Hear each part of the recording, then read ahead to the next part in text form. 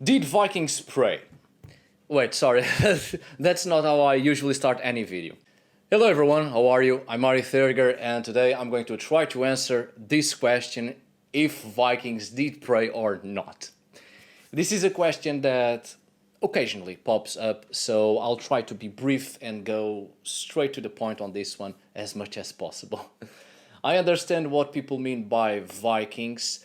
The question is probably towards pre-Christian religiosity of Scandinavia, more specifically the Scandinavian late Iron Age, which is a time period we often call Viking Age, but it is in fact the culmination of the Iron Age in Scandinavia, a period with a special development concerning old and new belief systems, a period of a strong religious syncretism in which a great number of material culture, iconography, and the beginnings of oral tradition being recorded, which gives us a glimpse into the Old Norse mythology and belief systems. So, by using the term Viking, it's not actually correct. Because Vikings were not a people, not an ethnic group, but rather an occupation and or activity usually linked to maritime activities. But I've already made a video about the term Viking and its uses and meanings, so if you have the time, please check that video right here at this right upper corner, your right upper corner. So, the question is if pre-Christian Scandinavians of the Iron Age prayed to their gods, or any sort of prayer towards some specific entity, or just prayer in general as a form of communication towards a supernatural entity as a means of obtaining something that is needed, a desire, a wish, or the beginnings of an intimate relationship with a superior force. There are indeed evidences of prayer within the Old Norse society, but it may not be very easy to detect because we are used to specific types of prayer from a monotheistic perspective, as most of us indeed at this point still have been born and raised on societies whose religious foundations of both state and the collective mind, or the collective mentality, is still deeply rooted in monotheistic perceptions, especially Christianity. The first thing to be taken into consideration is that the Old Norse culture, let's call it that for a better understanding, probably did not pray in the same way that we know how under the current major monotheistic religious manifestations.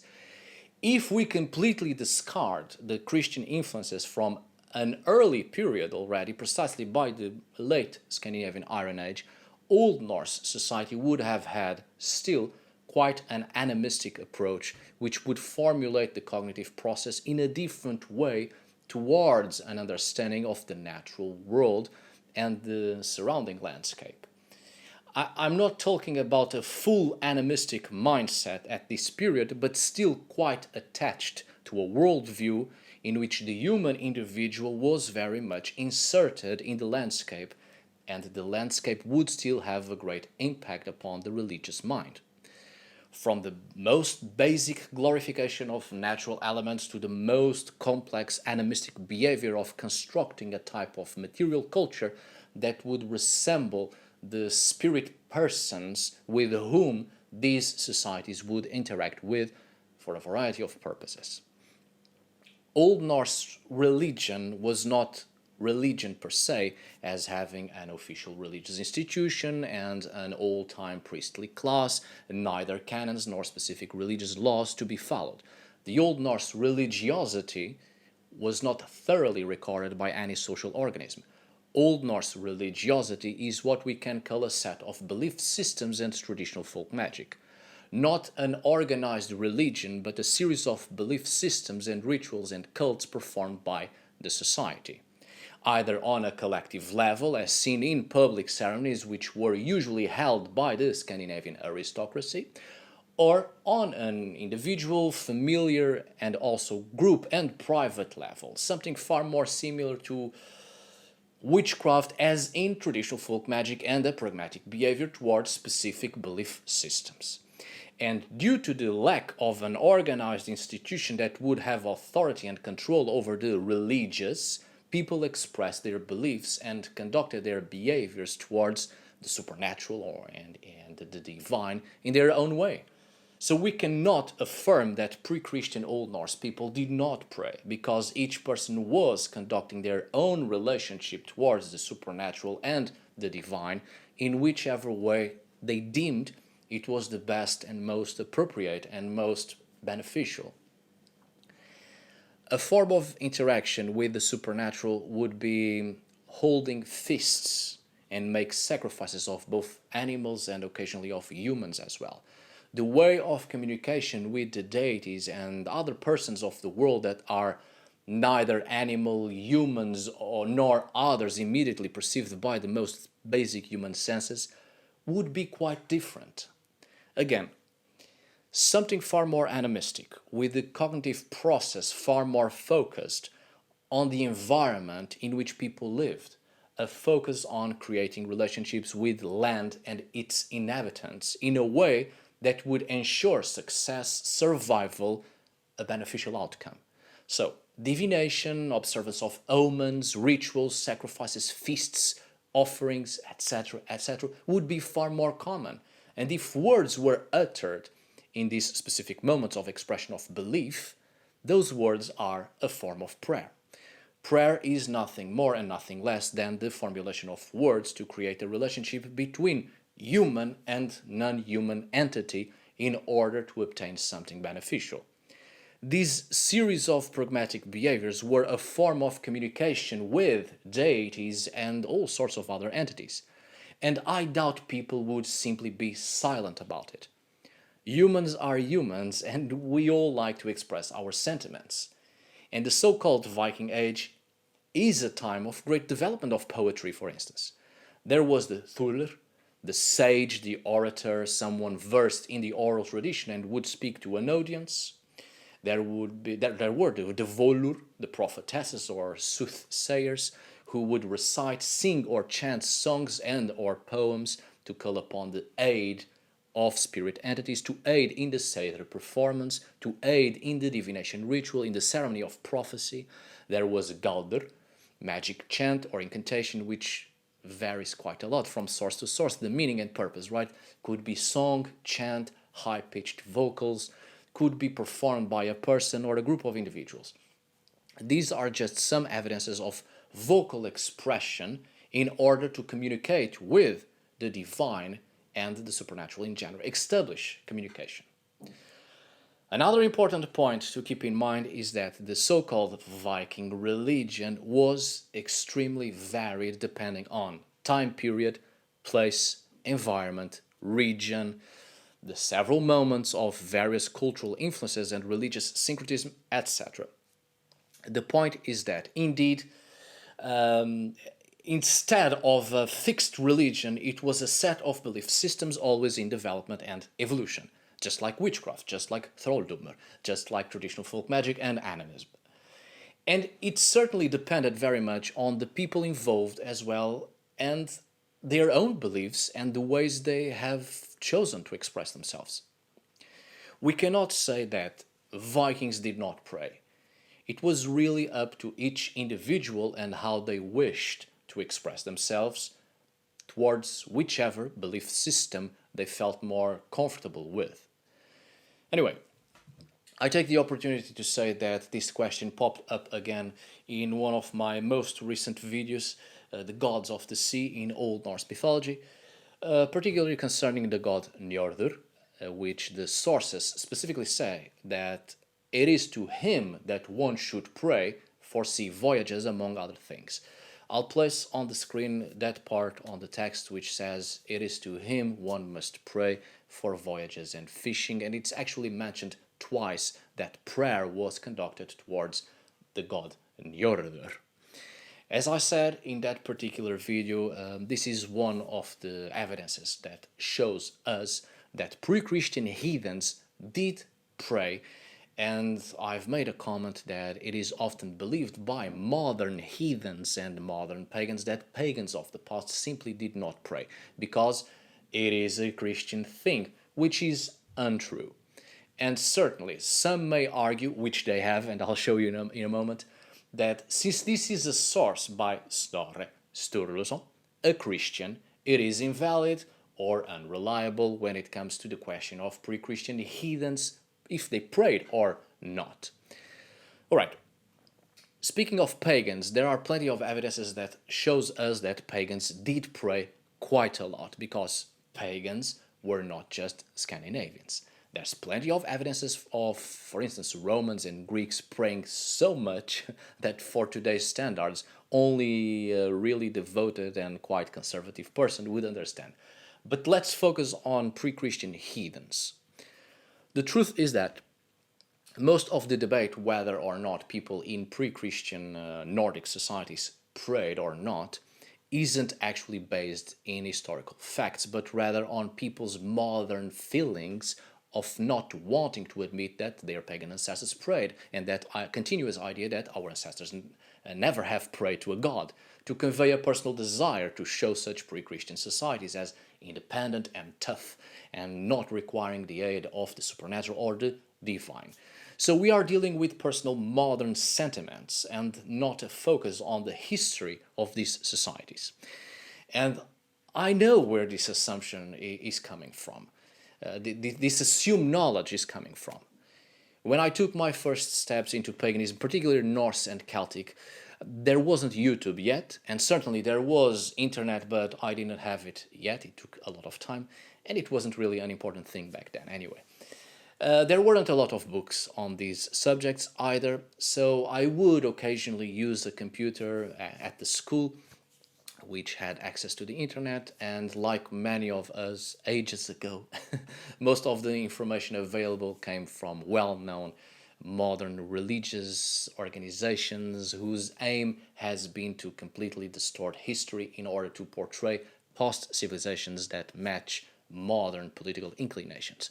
So there's been an awful amount of rubbish on the internet, obviously, which has been mostly debunked in these past 3 decades or so. And I came about very often this idea that the Vikings did not pray because they were not weak like the Christians and did not need the help of the gods, portraying this independence and freedom from religious conduct, mean and tough, full of virtues that are also a modern construction. This whole image that is not historically based in the slightest. And one of the people in the most recent video that has commented saying that they disagree with me and reinforced the idea that pagans did not pray, especially heathens, pre-Christian heathens, shows an example of this feeling or desire. And I'll show you on the screen, if you please. I hope you can read it. There's certainly a lot to unpack in this comment, but that would be an entire essay just for this. However, I should like to add that I disagree with the great majority of the content of this comment. Saying that pagans, and for that matter pre-Christian heathens as well, were not superstitious is denying the several animistic evidences still implicit in Old Norse religion. Animism is, I'm afraid, all about superstition, not in the sense of a belief in a fake reality or perspective, but in the sense of fear and respect towards both the forces and entities that empower the world and life, as well as towards the very cycles of nature. Fear as a feeling that pushes us towards survival and towards the curiosity to understand what is happening in our surroundings in order to protect ourselves and our future generations with useful knowledge and actions about the entities and forces we cannot control. Much of animism has been about fear as the basic sentiment within the core of human nature that has led people to create all sorts of interactions and beneficial relationships with all sorts of persons, be those animals, humans, deities, spirits, ancestors, more than human persons and other than human persons, etc. Much of animism and traditional folk magic is about pragmatic behavior in order to survive and to create beneficial relationships so we may survive and have a better life within the space we share with so many entities that are more powerful than us and at times quite dangerous to our very existence and well-being. It's like in Imperial Rome, when Greek atheism started to be far more accepted. Romans were highly superstitious, and even if many of them started to disregard the gods and their existences, the rituals were still performed, the ceremonies, the cults, the religious expressions. It became tradition. The actions became a human ritual. Just in case lest something bad happens, let's keep doing it. It is rooted within the collective mind certain rituals that even if they don't make sense anymore or whose purposes have been forgotten, people do it out of superstition to maintain that sense of security. Because it's hard to step away from tradition, from something familiar, from something that feels right even if it's wrong. But that is something for another time. Besides, how can we say that the Old Norse people were not superstitious if the sources are filled with the fear of the walking dead, the draugr, and of wights, giants, trolls, the fear of the supernatural and how best to control it or to avoid it? There you have another proof of an animistic mindset. All sorts of pragmatic behaviors we see in Old Norse sorcery and traditional folk magic in order to survive, protect oneself, and to avoid or escape dangers that naturally or unnaturally occur in the world. Anyway, concerning that comment, if I wanted a better example than this, I would never come up with it. A simple phrase that shows precisely what was said before about personal feelings of modern heathens and modern pagans. This argument shows no historical evidences, but a wish, a desire. Pre-Christian pagans did kneel or prostrate themselves before the gods. They even begged and prayed. I understand that the source here presented, previously shown here as well, the same on that other previous video, may not be the best as evidence for this. After all, Snorre Sturluson was a Christian writing for Christians, and much of what he wrote is based on his own religious beliefs. But that's the thing with literary sources concerning Old Norse culture and religiosity. The great majority of the literary evidences are, unfortunately, based upon biased and ambivalent accounts that are rarely contemporary.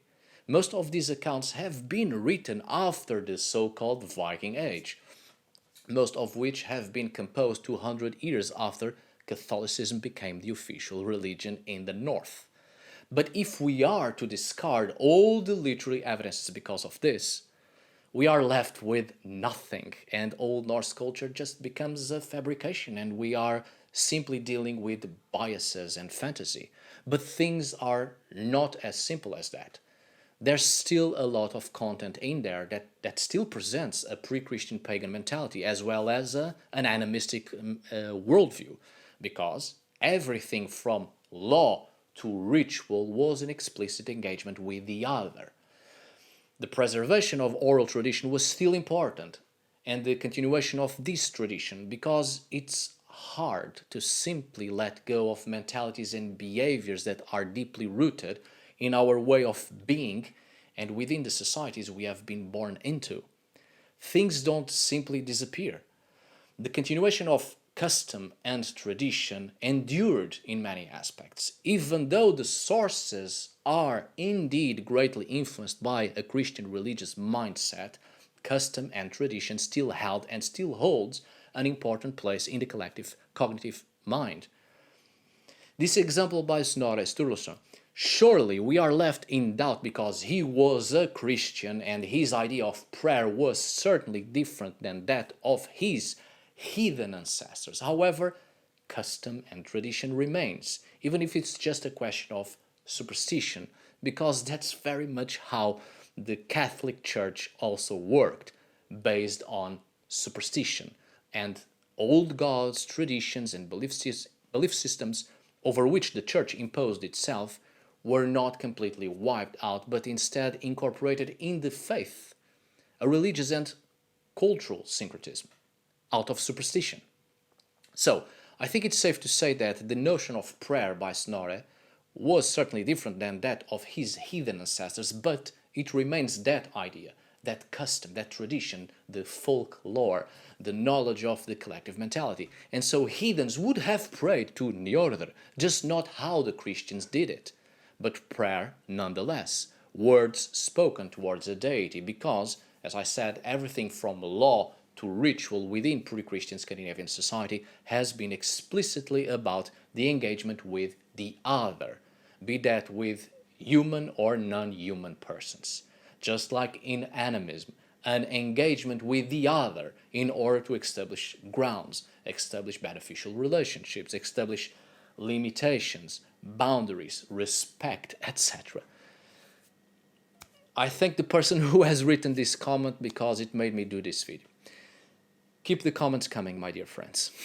So, we may want to completely discard Snorre for the reasons pointed previously, as he was a Christian, which I would argue that it isn't the wisest choice, but instead we should look deeper into these accounts. But well, fine. However, if that indeed may not be the best source, very well. Let's take the example of Ibn Fadlan in his travel diaries when he was with the Rus of Hif. He observed quite a few different religious practices, but one in particular was the observation of a Rus trader praying for a good market. I quote, if you please. When the ships come to this mooring place, everybody goes ashore with bread, meat, onions, milk, and intoxicating drink, and betakes himself to a long upright piece of wood that has a face like a man's, and is surrounded by the little figures, behind which are long stakes in the ground. The Rus prostrates himself before the big carving and says, "O my lord, I have come from a far land, and have with me such and such a number of girls and such a number of sables." And he proceeds to enumerate all the other wares. Then he says, "I have brought you these gifts," and lays down what he has brought with him, and continues, "I wish that you would send me a merchant with many dinars and dirhams who will buy from me whatever I wish and will not dispute anything I say." Then he goes away. We may argue that he was a Muslim, and as such he is interpreting it according to his religion, which at some points, no doubt, he was trying his best to find parallels to understand what was going on.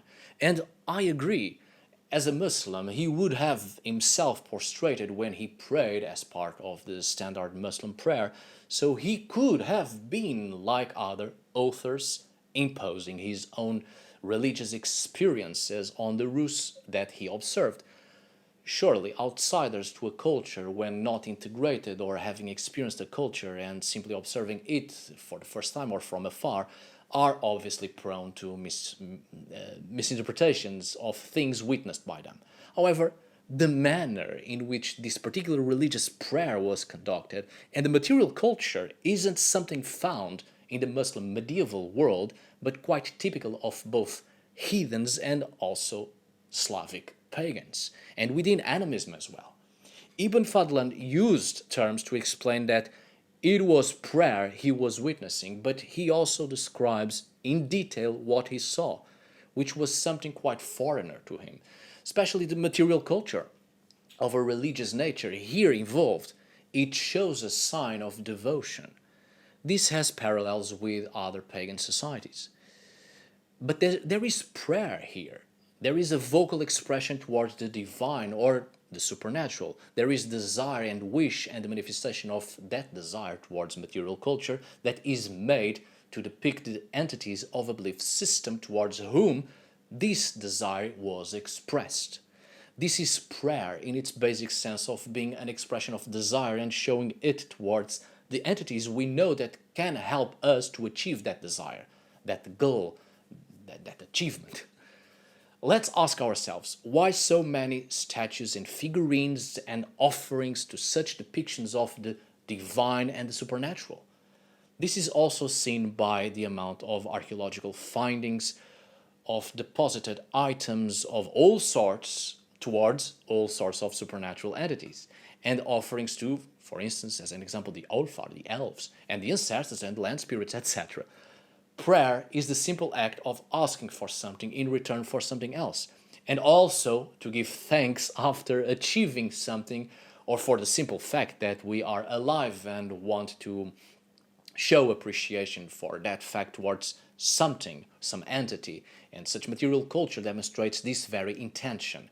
And I doubt very much heathens would have been silent about it, and surely words of prayer would have been spoken, since runestones, as an example, and other material culture of both an apotropaic nature as well as for a memorial intention, show evocations and invocations of the gods to hallow, bless, and even protect objects, places, and people.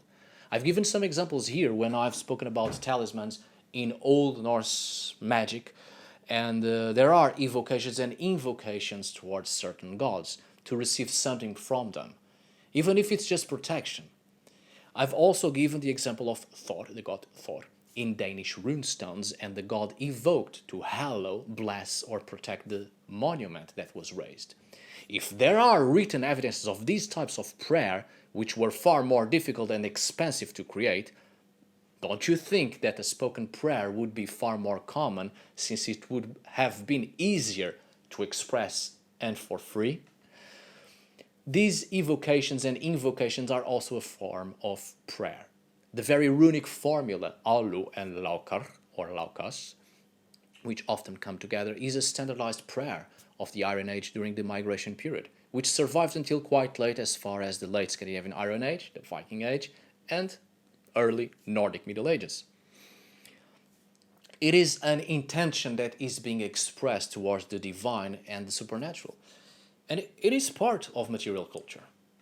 I said that a prayer can also be an expression to give thanks, either when something has been achieved or given, or simply as a form of expression of gratitude towards the entities that exist within a particular belief system or a personal belief in someone's mind, and thanks is given towards that. As such, a vocal expression in this context is a prayer. We see this in animism, giving thanks to deities and spirits of the land, elementals, the sun and the moon, the fields, the animals, etc. We see this in modern paganism as well as in modern heathenry, especially by those whose worldview and personal beliefs are far more animistic, or towards an animistic approach in the creation of relationships with the supernatural.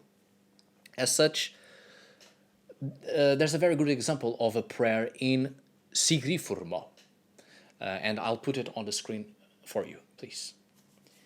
It starts with Hail Dagr, which could either be towards Dagr as an entity or towards the day itself, the daytime. Hail sons of day and the night, literal night, or again the goddess Nuth, which is the goddess of the night.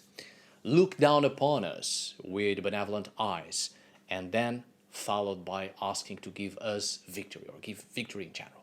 Hail Ausas, the Haisir, the gods. Hail Ausius, the Ausinur, the goddesses. Hail the abundant earth. And it ends by asking for wisdom, healing hands, and a sense of having a long life. If this is not a prayer, what is? This is another good example, neither from Snorre nor from an outsider of another religion observing a prayer. This prayer isn't the only evidence of prayers within Old Norse culture. It may be the only one possibly more direct towards an understanding of prayer or what constitutes a prayer, but there are others more subtle, but prayers nonetheless. It's a question of religious mindset and how Old Norse people express their devotion, their desires and wishes, their beliefs towards something or some entity other than human.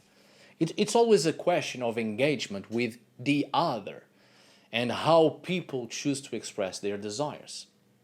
A prayer doesn't have to be a standardized model of fixed words or a memorized pattern. A prayer is an expression that can be either vocal or pragmatic or both, expressing desire towards an entity or entities we wish to create a relationship with in order to either create or maintain something that is beneficial to us and in our lives, something that makes us thrive in spirit, body, and mind. Alright, my dear friends, I hope this video was useful. Conduct your prayers in whichever way it seems best to you, whichever way it calls to you and makes sense to you. Don't stop expressing yourselves in the ways you wish and desire just because some people think it shouldn't be, based on nothing but their own desires and wishes of what reality should be according to them. Find inspiration and let loose your imagination and express yourselves in the most beautiful ways that are meaningful to you. Thank you so much for watching. See you on the next video. And as always, tack för idag. Thanks for today. Obrigado por hoje. Farewell, my dear friends.